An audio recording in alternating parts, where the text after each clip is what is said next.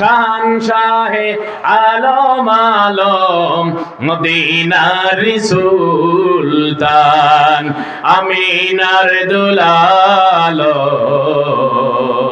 হালিমার জানের দান 63 বছর কেঁদেছেন নবী উম্মতেরি লাগিয়া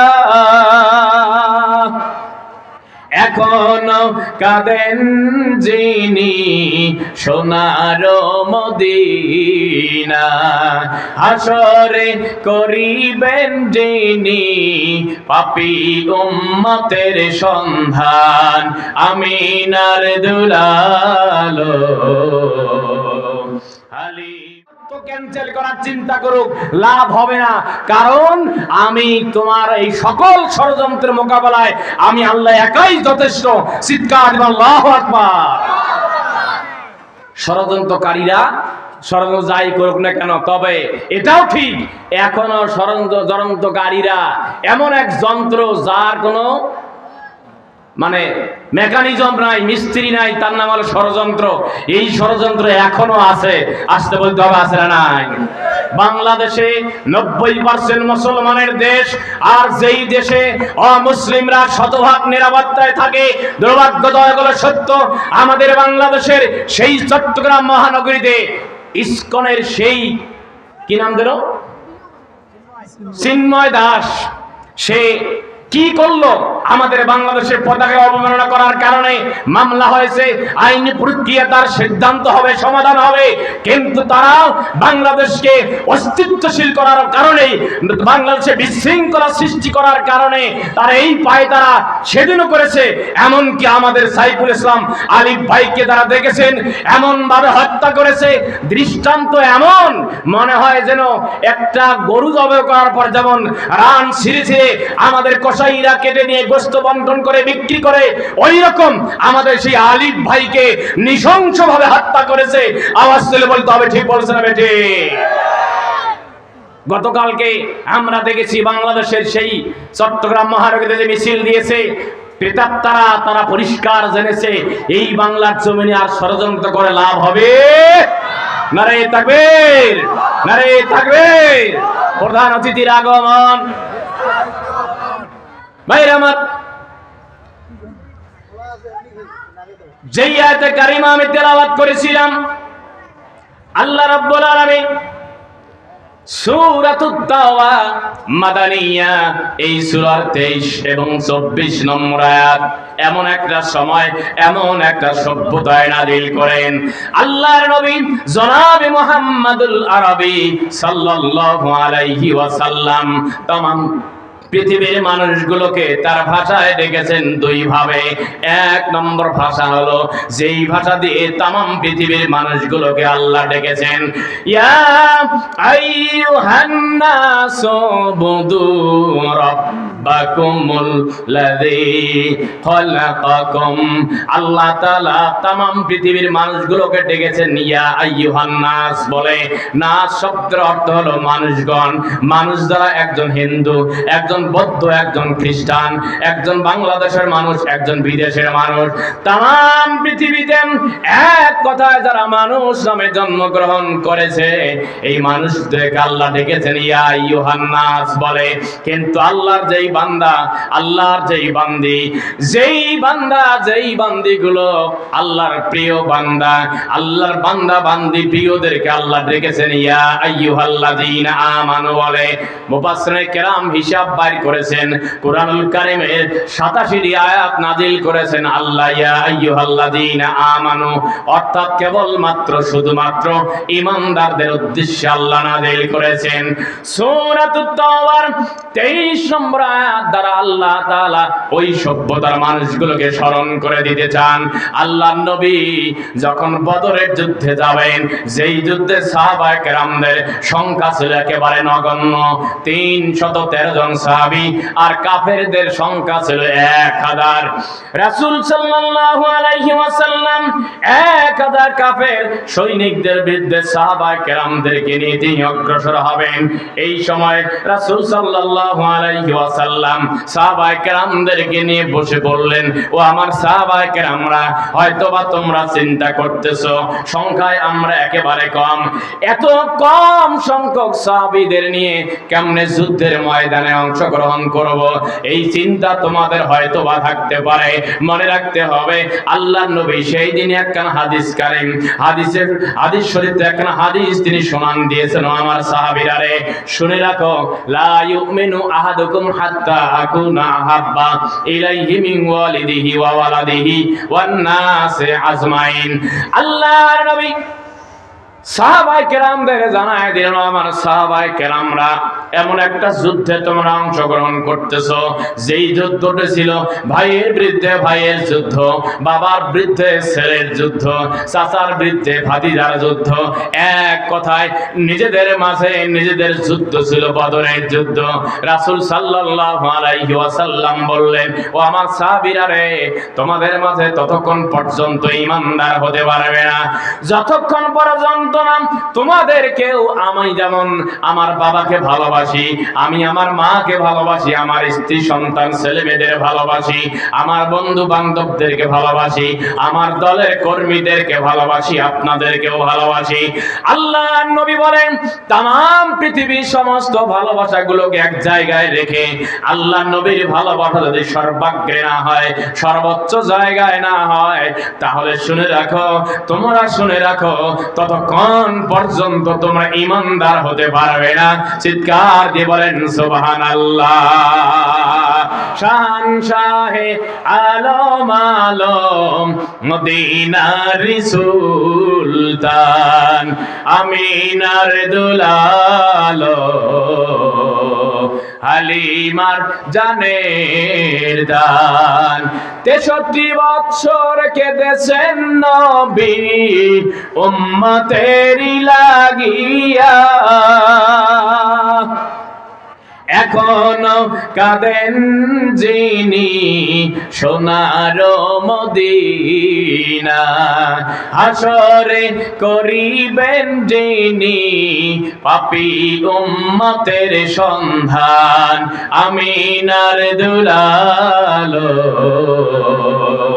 হালিমার জানের দান। লিল্লাহি তাকবীর। আল্লাহর নবী এমন এক পাওয়ারফুল নবী, যদিও বা সবার শেষে তার আগমন, কিন্তু ততক্ষণ পর্যন্ত কোন নবী তার উম্মতদেরকে নিয়ে জান্নাতে যেতে পারবে না যতক্ষণ না আমার আপনার নবী আমাদেরকে নিয়ে জান্নাতে যাবেন। আল্লাহু আকবার। এই জন্য অনেক ভাই আছে কয় নামাজ না পড়তে পারি কিন্তু ঈমান পাকা আছে, বলে কি বলে না? আর যারা বলতে হয় বলে কি বলে না? কত বড় পাকা ইমানদার, মরার পরেই তার যোগ বিয়োগ ক্যালকুলেশন করা হবে। কথা বলতে হবে, ঠিক বলছে না বেটি? ভাই আমার, আল্লাহ রাব্বুল আলামিন এই আয়াতে কারিমা নাজিল করেন সে সময় যখন সাহাবায়ে কেরামরা কিছুটা হতাশাগ্রস্ত হয়েছিল, কি হবে সংখ্যায় আমাদের কি হবে। রাসূল সাল্লাল্লাহু আলাইহি ওয়াসাল্লামের উপরে এই সময় আরেকখানা আয়াতে কারিমা নাজিল করে দিয়ে আল্লাহ রাব্বুল আলামিন ওই সময় ঈমানদার সাহাবায়ে আজমাইনদেরকে আল্লাহ শুভ সংবাদ দিলেন এভাবে, ইয়াকুম মিনকুম ইশরুনা সাবিরুনা ইয়াগলিবু মিয়াতাইন। আল্লাহ বলল, দুনিয়ার মানব মানবী, তোমরা যদি ধৈর্যের পরিচয় দিতে পারো যুদ্ধের ময়দানে 20 জন সংখ্যায় হলেও সমস্যা নাই, আমি আল্লাহ রাব্বুল আলামিন 20 জন কাফের 20 জন মধ্যে মুজাহিদদেরকে 200 কাফেরের বিরুদ্ধে জয় লাভ করাবেন আমার আল্লাহ। চিৎকার দিয়ে বলেন সুবহানাল্লাহ। ভাইরা আমার, আল্লাহর নবী জনাব মুহাম্মদুল আরবি সাল্লাল্লাহু আলাইহি ওয়াসাল্লাম সাহাবায়ে কেরামদেরকে ফলিং করে দিচ্ছেন, সামনের দিকে আগায় দিচ্ছেন। সাহাবায়ে কেরামদের মনোবল একদম চাঙ্গা হয়ে গেল, মনটা একদম উৎফুল্ল হয়ে গেল। আমরা সংখ্যায় 20 জন হলেও 200 কাফেরের বিরুদ্ধে জয়লাভ করাবেন, অথবা 100 জন হলেও আল্লাহ রাব্বুল আলামিন 200 জন মর্দে মুজাহিদ হলে 1000 কাফেরদের বিরুদ্ধে জয়লাভ করাবেন। আল্লাহর নবীর সাহাবীরা এইরকম ওয়াজ শোনার পর, নসিহত শোনার পর, বক্তব্য শোনার পর তার পিছপা হওয়ার কোনো সুযোগ নেই, মনোবল চাঙ্গা হয়ে গেছেন। আল্লাহ নবী 313 জন মুজাহিদদেরকে নিয়ে বদরের প্রান্তরে একত্রিত হয়েছেন। অপর দিক থেকে আবু জেহেল লানাতুল্লাহি আলাইহি, অন্য কেউ নয়, আল্লাহর নবীর চাচা, বদরের যুদ্ধে কাফেরদের লিডার তিনি।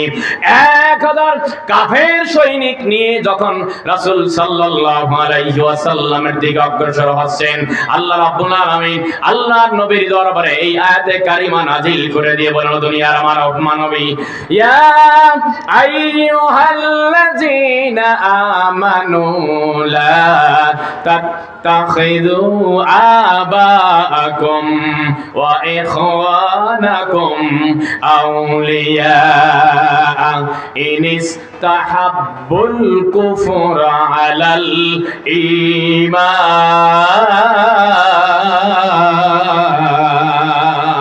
আল্লাহু আকবার।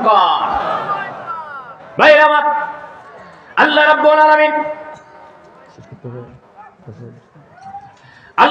আলামিন ঈমানদারদের ডাক দিয়ে বললেন, ও ঈমানদারেরা, তোমরা তোমাদের বাবাকে, তোমরা তোমাদের ভাইকে, পরের আরো অনেকগুলো কথা আছে। একটা মানুষের সবচেয়ে প্রিয় বস্তু কি? আমি যেমন আমার বাবাকে ভালোবাসি, আমার স্ত্রীকে, আমার ভাইকে, আমার সম্পত্তি, আমার টাকা পয়সা, আমার ব্যাংক ব্যালেন্স সহ অসংখ্য ভালোবাসার বস্তু আমাদের আছে। আল্লাহ রাব্বুল আলামিন শুরুর এই আয়াতে বলছেন, ও দুনিয়ার ঈমানদারেরা, তোমাদের মাঝে এমন কোন ব্যক্তি যদি এমন হয়ে যায়, যেই ব্যক্তি মনে করে যে আমার বাবা, আমার ভাই, আমার মা, আমার আত্মীয় স্বজন ঈমানের চেয়ে কুফর কে প্রাধান্য দিতে বলছে, তাহলে তোমার ভাই হোক অথবা তোমার বাবা হোক, তাদের সঙ্গে তোমার কোনো বন্ধুত্ব থাকতে পারে না। চিৎকার দিয়ে বলেন নাউজুবিল্লাহ। এমন পরিবার আছে না নাই? আরো ধরে বলতে হবে, আছে না নাই? এমন পরিবার আছে। আমার দেখা আমার কুড়িগ্রাম শহরের একজন শিক্ষিত মানুষ আছে, যেই শিক্ষিত মানুষটি কয়, আমি আমার ছেলেকে বলেছি, ও আমার সন্তান, রংপুরে পড়াশোনা করো, মেসে থাকো, কখনো 5 ওয়াক্ত নামাজ পড়বা না, কারণ 5 ওয়াক্ত নামাজ পড়লে তোমাকে মনে করবে তুমি ছাত্র শিবির করো। এটা আমার বানানো বক্তব্য না, বোঝানোর জন্য বলছি, বাস্তবে আমাকে বলেছে। আমি একথা বলছি যে 5 ওয়াক্ত নামাজ পড়া, টাকনুর উপরে প্যান্ট পরা, এই সম্পর্ক হলে এই সমস্ত সন্তানদেরকে ছাত্র শিবির বলে, আর ছাত্র শিবির হলেই তোমাকে মামলা দেবে, জেলখানায় ঢুকবে। আচ্ছা বলেন তো, 5 ওয়াক্ত নামাজ জামাত শিবিরের? যদি বলতে হবে জামাত শিবিরের নামাজ আমি আমার জন্য পড়ি, কিন্তু এই ট্যাগ লাগায় তারা, তাদের চিন্তা হলো, তাদের পরিষ্কার চিন্তা হলো নামাজ 5 ওয়াক্ত যারা পড়ে তারা ভালো মানুষ, আর আমরা নামাজ পড়ি না, ওরা ওদের যোগ বিয়োগে তারা ভালো মানুষ নিজেকে মনে করে। তাহলে যদি কোনো বাবা অথবা কোনো ভাই, কোনো স্ত্রী, সন্তান নিজেকে এরকম মনে করায়, এরকম উদ্বুদ্ধ করে ঈমানের চেয়ে কুফরকে প্রাধান্য দিতে বলে, তাহলে আপনাকে নিশ্চিত থাকতে হবে তাকে আর বন্ধু রূপে গ্রহণ করা যাবে। তবে হ্যাঁ, বাবা হিসেবে, ভাই হিসেবে যে যতটুকু সম্পর্ক রাখার তা করতে হবে। কারণ রাসূল সাল্লাল্লাহু আলাইহি সাল্লামকে আয়েশা সিদ্দিকা রাদিয়াল্লাহু তাআলা আনহা বলেছেন, ইয়া রাসূলুল্লাহ, ইয়া হাবিবাল্লাহ, আমার মা আমার কাছে আসছে, তিনি মুশরিকা, তিনি অসন্তুষ্ট আপনার উপরে, আমি কি তার সাথে ভালো আচরণ করব? রাসূল বলেছেন, সিলিহা। সুবহানাল্লাহ বলবেন না? একজন অমুসলিম হলেও তার সাথেও মা হিসেবে, বাবা হিসেবে ভালো সম্পর্ক রাখার দাবি রাখে, এটি ফার্স্ট, এটা করতেই হবে। এই বিধান আল্লাহ তাআলা বলেন, সুবহানাল্লাহ। সম্মানিত ভাইরা, আমি আমার আলোচনা বাড়াতে চাচ্ছি না, বাড়াতে পাচ্ছি না। 9টা 10 পর্যন্ত আমার কথা বলতে বলেছে। আমি আমার আলোচনা শেষ করতে চাই এই কথা বলে, সেটি হলো এই, আপনার সন্তান আপনার সম্পদ, ঠিক কি না? আপনার সন্তান আপনার সম্পদ। আপনি সম্পদ কামাই করতেছেন কার জন্য? আপনার স্ত্রী, আপনার ছেলে মেয়ে, আপনার পরিবার পরিজনের জন্য। কথা বলেন ঠিক কিনা? এই জন্য আপনার সন্তানকে সম্পদ বানাতে হবে। আপনার সম্পদ বানালেন অনেক, কিন্তু আপনার সন্তান ডাইলখোর, আছে না নাই? ইয়াবাখোর, গাঞ্জাখোর, তাসারু, মদারু, মোসারু, আপনার এই সম্পদ আপনি মরার আগেই অনেক শেষ হয়ে যাবে, মরার পর আর বেশি দিন টিকবে। এই জন্য আপনি আপনার সন্তানকে বানাবেন সম্পদ। রাসূল সাল্লাল্লাহু আলাইহি সাল্লাম বলেছেন, যখন কোন নেক সন্তান আল্লাহর বান্দার বাবার জন্য মায়ের জন্য আল্লাহর দরবারে দোয়া করে, ওই বান্দার দোয়া আল্লাহ কখনো ফিরায় দেয়। এই ধরনের এক সন্তান বানাতে হবে। দিনী প্রতিষ্ঠান সময়ের স্বল্পতার কারণে সেদিকে আমি বানাতে পারলাম না। আপনার সন্তানকে মিনিমাম একটা বয়স পর্যন্ত দিনী শিক্ষা দেবেন, এটা আপনার লাভ, বাবা এবং মায়ের লাভ। কারণ মারা গেলে ভাড়াটিয়া মৌলবীর প্রয়োজন হবে না। আপনার সন্তান জানাজা পড়ালে দোয়া কবুল করবে কে? আরো জবানটা খুলে বলতে হবে কে? এই জন্য আসুন, আমি আমার সমাপনী বক্তব্যে এই আহ্বান রাখছি, আপনার সন্তানকে সম্পদ বানান এবং আপনার পরিবারটাকে দিনী পরিবার বানান। আল্লাহ তাআলা আমাদের তৌফিক দান করুক, বলি আমিন। আমি আলোচনার শেষ প্রান্তে আরেকটি ঘোষণা দিতে চাই।